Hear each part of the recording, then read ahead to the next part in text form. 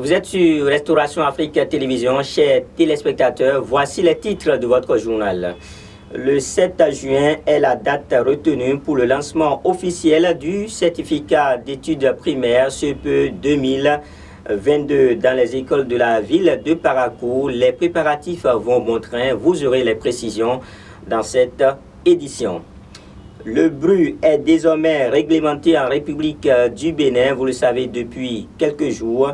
Les personnes exerçant les activités génératrices de pollution sonore sont appelées à se conformer aux normes sous peine de sanctions. On en parle également dans ce journal. Mesdames et messieurs, voilà l'essentiel à développer dans cette édition. À suivre également la page internationale. Bienvenue à chacun et à tous.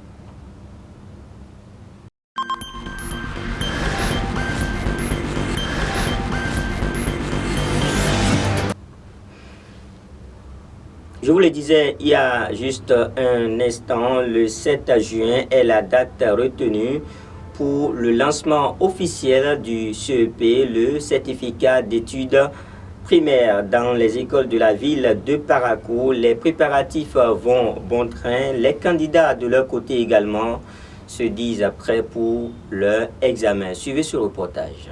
Encore quelques jours et les 119 746 candidats au certificat d'études primaires CEP de cette année au plan national vont plancher pour le compte de leur examen. Le 7 juin est la date retenue au plan national. À Parakou, à l'instar des autres communes du Bénin, les autorités à divers niveaux s'activent pour une parfaite organisation. Avant la fin de cette semaine qui précède l'examen proprement dit, les candidats recevront leurs pièces nécessaires qui leur permettront d'avoir accès à la salle de composition. Je m'appelle je suis le directeur de l'école commerce publique de Marseille.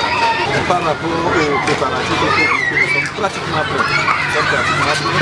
Les enfants la semaine passée ont pris part à une évaluation, à un examen blanc. C'est un examen blanc qui nous permet de voir le niveau intrinsèque des enfants, de voir les failles, les difficultés qu'ils ont afin d'y apporter des remédiations.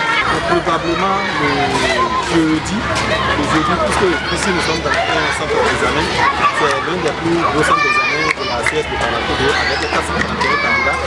Nous aurons besoin de préparer les salles de classe afin de permettre à ces enfants-là le vendredi matin ou bien le vendredi soir de venir voir la salle dans laquelle ils seront appelés à composer. Donc certainement, probablement le jeudi soir, nous allons les libérer.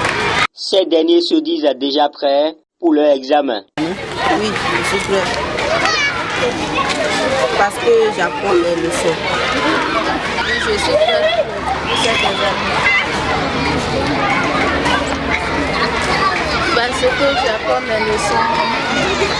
Je maîtrise déjà les choses de ES, ESP, maths, SP5. Et pour un bon résultat, les parents ont aussi un rôle à jouer auprès de leurs enfants. Ils doivent quand même se préoccuper de la santé de leurs enfants.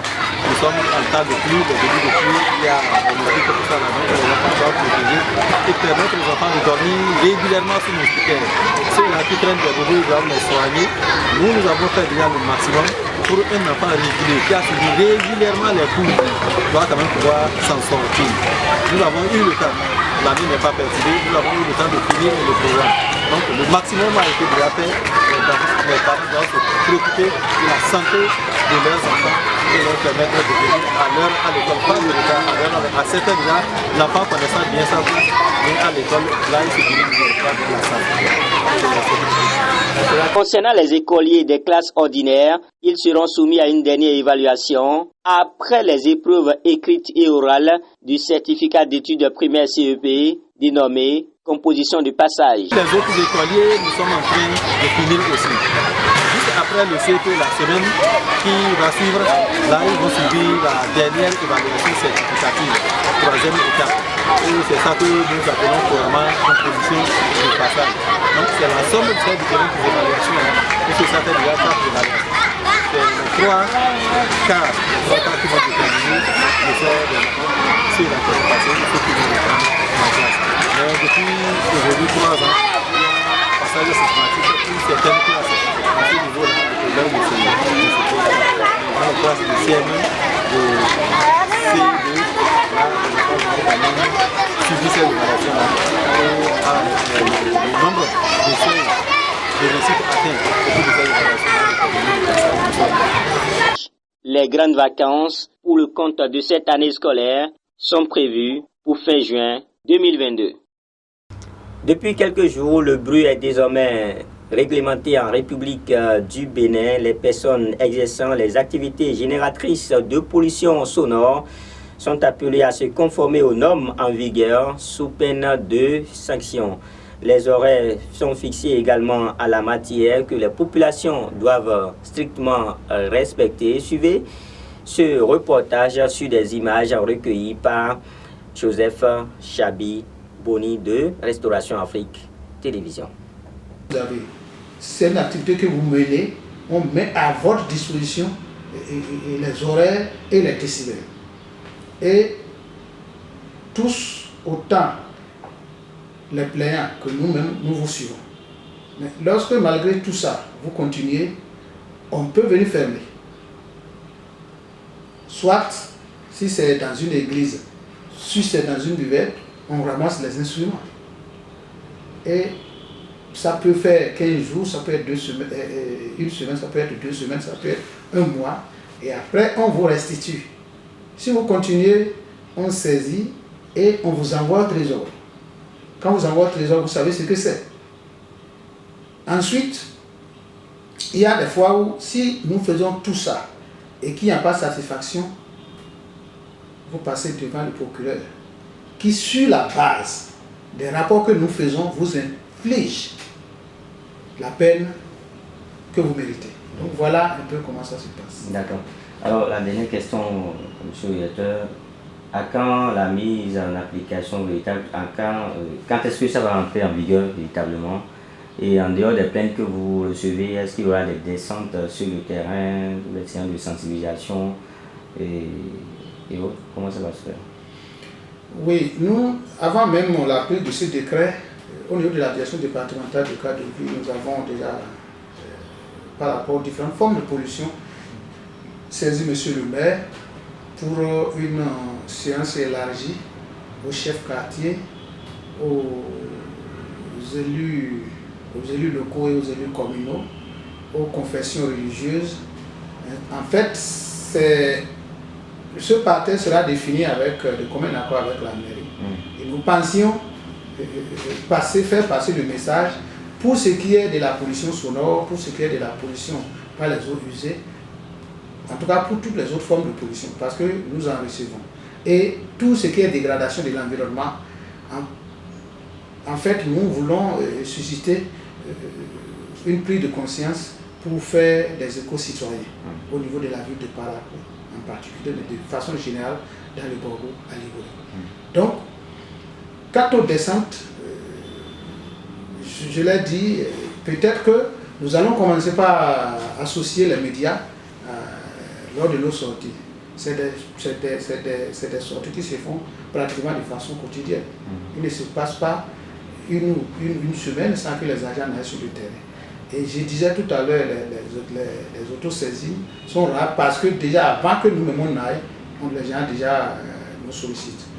Mais l'autre pas, c'est que compte tenu du fait de l'importance que le gouvernement accorde à la lutte contre la pollution sonore surtout, nous nous trouverons dans l'obligation de sortir pour faire de la sensibilisation. Ça peut être des sensibilisations ciblées, c'est-à-dire vers les gens dont les activités génèrent le bruit. Donc ce serait avec les buvettes, ce serait avec les menuets, ce serait avec les confessions religieuses, surtout ceux qui jouent de la musique dans les églises.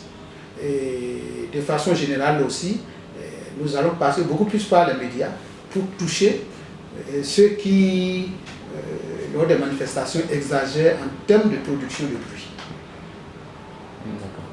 Vous avez quelque chose à dire pour terminer? Oui, je voudrais dire aux gens, j'ai entendu qu'il ne faut pas que les gens pensent que ce décret est pris, il sera comme ça. Vous m'avez demandé tout à l'heure quand est-ce qu'on commence. Je voudrais vous dire que ça a déjà commencé. Parce que ce que je suis en train de faire là, c'est que nous avons déjà commencé par faire connaître le décret. Et nous le ferons encore davantage. Je suis déjà passé sur 2 organes et je suis sûr, compte tenu de l'intensité des questions qui ont été posées, que les gens ont commencé par savoir, la majorité sait maintenant à qui s'adresser. Et je vous dis, en matière de pollution sonore, nous sommes très regardants au niveau de la DDC-BDD Bobo-Libouri. Ça, beaucoup de personnes peuvent témoigner, le procureur de la République est là, poser la question. Et c'est le nombre de fois nous le saisissons pour dire qu'il y a telle situation, telle situation.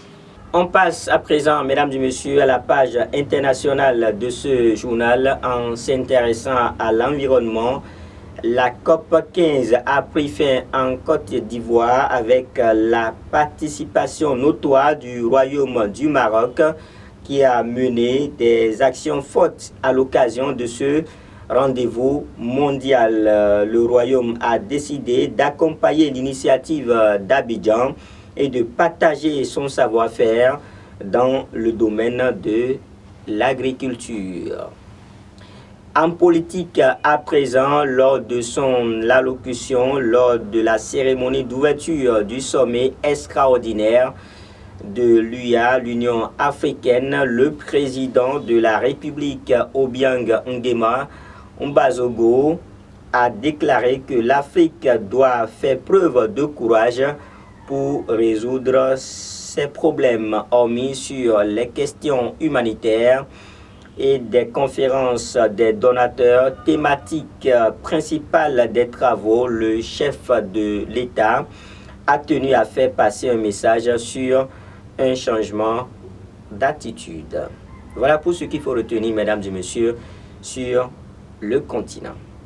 Ainsi prend fin, mesdames et messieurs, ce journal. Merci pour votre attention. Passez de bons moments en compagnie des programmes de Restauration Afrique Télévision. Suivez juste après moi les explications du directeur départemental du cadre de vie des départements donc du Borgou et de la Liborie. Il revient sur cette décision de réglementer le bruit en République du Bénin.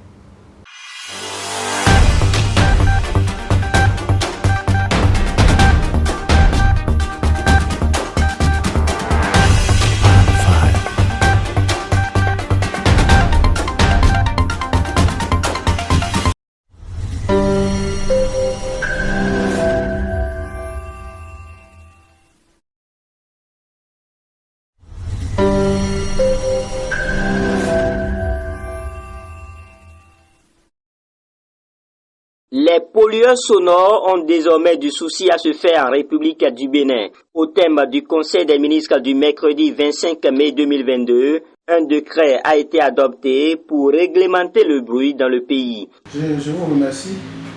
Bon, il faut déjà signaler qu'il existait déjà un décret qui était en train d'être exécuté, dont la disposition était en train d'être exécutée jusqu'à la prise du présent décret.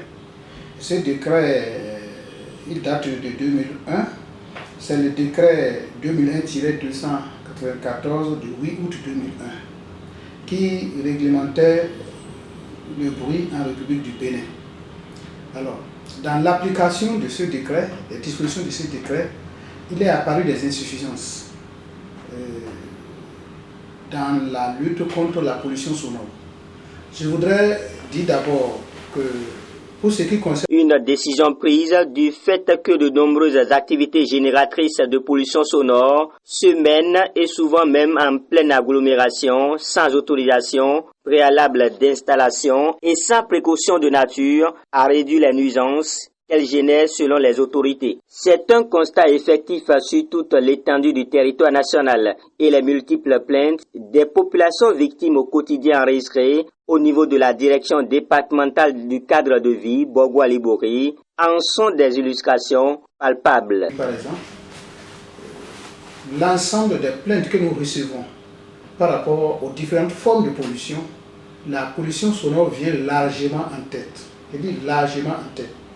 Lorsque nous avons 10 plaintes, on a, dans la plupart des cas, on a 8 à 9 qui relèvent de la pollution sonore.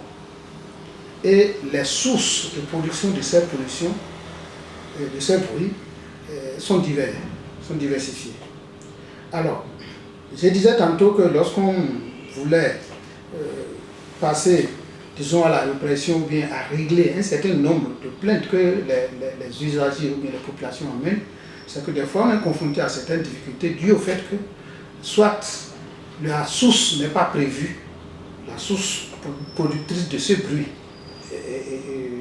n'est pas prévue dans la loi 2001, soit elle est prévue, la source elle est prévue, mais le mode de règlement n'est pas précisé. Donc c'est ça qui a amené le gouvernement, vu l'ampleur que la chose prend, à revoir un peu ce décret dont je voudrais brièvement exposer les nouvelles dispositions qui ont été introduites pour qu'on ait l'actuel décret qui est en cours de signature au niveau du gouvernement. Alors, il y a trois sources qui sont introduites. Les sources, c'est les salles de fête, les tentes non insonorisées et les animaux domestiques. Donc, dans le premier décret, ces sources n'étaient pas prises en compte. L'autre innovation qu'il faut dire, c'est qu'il y a un alinéa qui définit de façon précise la distance à laquelle qui sépare la source des établissements sensibles. Et par établissement sensible, il faut entendre ici les écoles et les centres de santé, etc. etc. Donc, cette distance, elle est désormais de 200 mètres. Autrement dit, vous ne pouvez pas installer une source productrice de bruit, comme on le voit maintenant, aux abords de nos établissements d'enseignement. Ensuite, il y a un article qui recommande, avant l'installation de toute activité productrice de bruit, de recourir à l'avis technique du directeur départemental en charge de l'environnement territorialement compétent. Ici, il s'agit du directeur départemental du cadre de vie et du développement durable. C'est-à-dire, lorsque vous voulez ouvrir une buvette, un restaurant qui va produire du bruit, ou en tout cas tout établissement qui va dans ce sens, soit c'est une scierie, ou tout ce que vous voulez, vous devez prendre l'avis technique du directeur départemental du cadre de vie.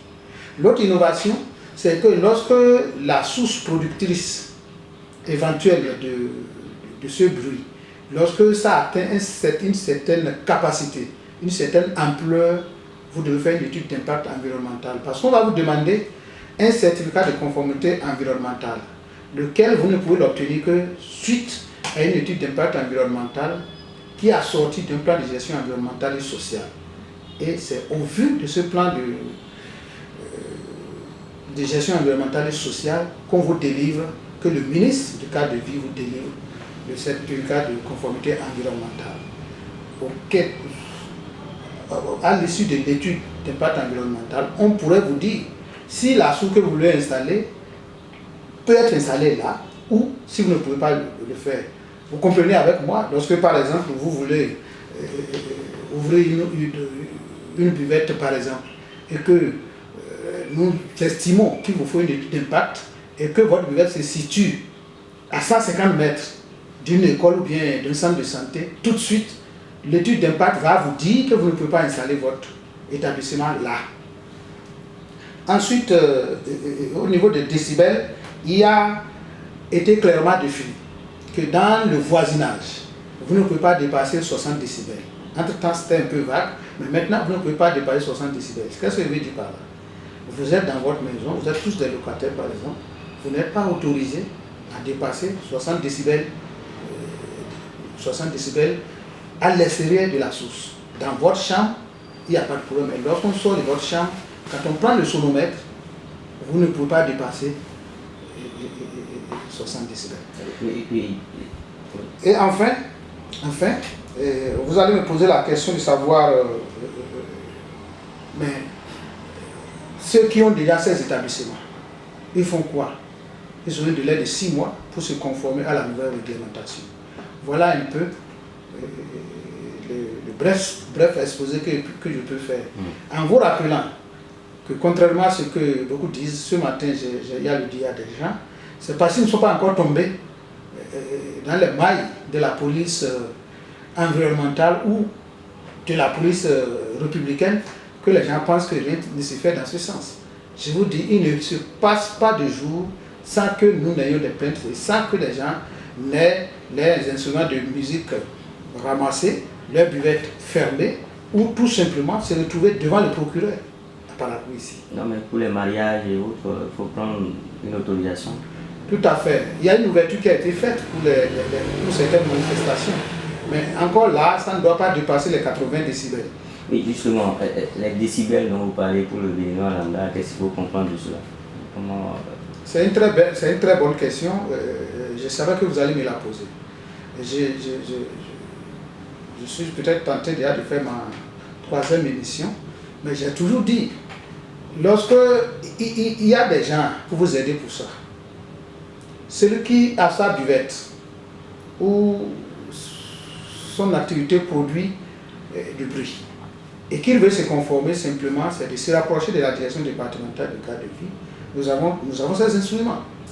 Et quand mes policiers environnementaux, lorsqu'on les appelle, ils vont, quitte même s'ils vont à Niki, ils vont à Kandi pour ce genre de choses-là. Quelqu'un qui veut vraiment se mettre en règle, il peut aller, on va lui mesurer les décibels pour lui dire, bon voilà, à partir de tel vous êtes déjà assis, à partir de tel vous êtes déjà assis. Et lorsque, si c'est vous-même qui avez votre appareil, qui jouez, le bouton de volume, vous le manipulez. Lorsque vous êtes à un niveau, vous dites que vous êtes déjà à 100 décibels, vous savez qu'il faut diminuer. Et lorsque vous diminuez, lui reste à distance recommandée et vous dit bon, là c'est bon. Donc lorsque vous-même vous venez, vous ouvrez, vous savez qu'à partir de tel, je suis en train de dépasser. L'autre chose qu'il faut dire, c'est que la plupart des plaintes que nous réglons ici, il y a très peu de plaintes d'autosaisine. C'est-à-dire, il y a très peu que ce soit nous-mêmes qui avions constaté, mais nous sommes assaillis quotidiennement par des populations qui viennent se plaindre. Donc cela veut dire que si déjà votre voisinage se plaint, c'est qu'il y a problème. Et pour les nouvelles installations, ou bien les installations qui existent, si les gens veulent se mettre à jour vis-à-vis de la nouvelle réglementation, c'est simple. Il y a ce qu'on appelle, ils peuvent insonoriser leur bâtiment et les techniciens en la matière leur diront ce qu'il faut faire. Donc voilà les dispositions déjà anticipatives que je puisse annoncer. C'est notre travail, et je l'ai dit tout à l'heure, cela relève de notre responsabilité. Et ce conseil, nous le donnons, c'est une mission régalienne. Nous donnons ce conseil, on n'exige rien de quelqu'un. Ceux qui ne croient pas, ce matin j'ai été confronté à la même question, j'ai dit bon, ils ont eu la chance certainement de ne jamais tomber dedans. Ou alors ils sont victimes de ça, mais comme ils ne savent pas où se plaindre, ils se sont résignés. Sinon, je vous dis, c'est quotidien. La gestion départementale du cadre de vie. Il y en a même qui saisissent directement le procureur qui nous envoie les dossiers ici. Donc, pour production de bruit, pour pollution sonore, je suis sûr que si on dit à des gens à Parakou que des gens sont en train de passer devant le procureur, ils ne vont pas croire. Il y a plusieurs types de sanctions. Et il y a d'abord des sanctions dissuasives que nous-mêmes nous faisons avant d'arriver aux amendes. Lorsque je vais rapidement dire comment ça se fait. C'est-à-dire, vous êtes là maintenant, vous êtes victime dans votre quartier, dans votre maison, vous êtes victime de pollution sonore. Ça vous empêche de dormir, ça vous indispose. Vous pouvez venir à la direction départementale par contact direct, rencontrer soit le directeur ou bien les agents de la police environnementale qui sont là, ou bien n'importe quel agent de la DDC-VDD. Et vous posez votre problème. Ou alors vous pouvez faire un écrit que vous venez déposer au secrétariat administratif de la direction. Ou alors vous appelez tout simplement. Beaucoup connaissent le numéro des agents de la police environnementale. Vous appelez et vous posez votre problème. Dans ce cas, vous êtes libre de le faire à visage découvert ou alors vous êtes libre de le faire sous anonymat. Si vous faites sous anonymat, il y a l'agent de la police environnementale va essayer de régler le problème en ne dévoilant pas, mais en disant que c'est le voisinage. Mais il y en a, beaucoup préfèrent le faire à visage découvert. Et dans ce cas, on vous appelle, le plaignant est là, le mis en cause est là, et on dit la conduite à tenir. Donc, premièrement, on vous sort le tableau et les horaires durant lesquels les décibels doivent être de tel, et durant lesquels vous devez carrément fermer. Ensuite, on vous observe. Si le plaignant revient, le ou les plaignants reviennent, c'est que vous n'avez pas obéi. Je signale d'abord que lorsque des plaintes sont déposées, les agents de la police environnementale se déplacent. Il arrive plusieurs fois que moi-même, je fasse partie de la délégation qui se déplace pour aller constater l'effectivité de la plainte. Et tous, autant les plaignants que nous-mêmes, nous vous suivons. Mais lorsque malgré tout ça, vous continuez, on peut venir fermer.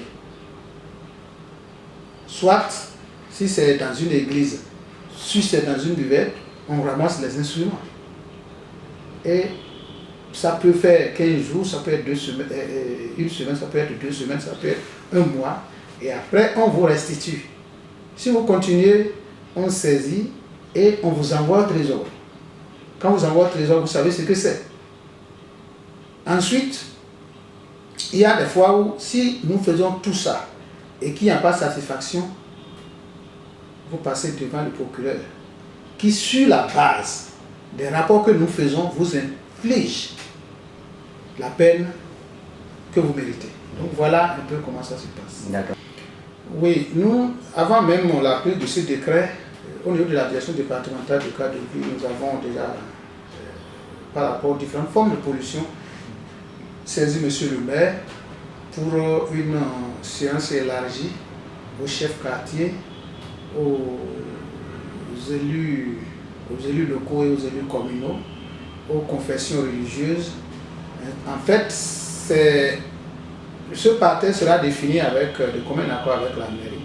Et nous pensions faire passer le message pour ce qui est de la pollution sonore, pour ce qui est de la pollution par les eaux usées, en tout cas pour toutes les autres formes de pollution, parce que nous en recevons.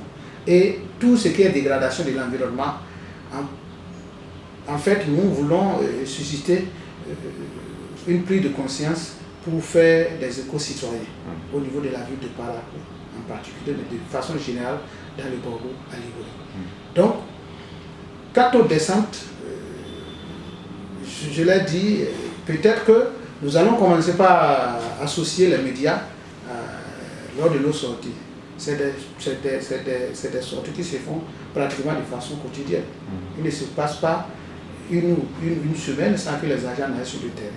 Et je disais tout à l'heure, les autosaisines sont rares parce que déjà avant que nous-mêmes on aille, les gens déjà nous sollicitent.